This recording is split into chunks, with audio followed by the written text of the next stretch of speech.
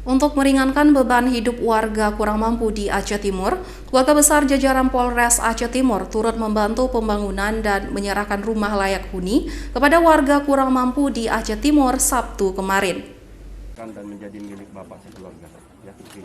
Rumah bantuan semi permanen ini diserahkan langsung Kapolres Aceh Timur, AKP Mahmun Hari Sandi Sunirat, kepada Idris, warga kurang mampu di Desa Pasir Putih, Kecamatan Perla.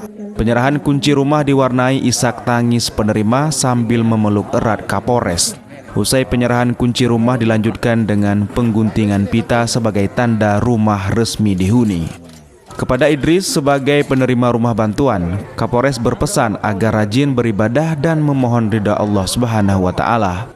Rumah bantuan yang diberikan hendaknya dapat bermanfaat dan dapat digunakan bersama keluarga. Program bantuan rumah duafa ini merupakan program unggulan jajaran Polres Aceh Timur yang bersumber dananya dari zakat personil Polres setempat. Program ini juga dilaksanakan secara berkesinambungan dengan sasaran warga kurang mampu yang ada dalam Kabupaten Aceh Timur. Dari Kabupaten Aceh Timur, Ismail Abda, iNews melaporkan.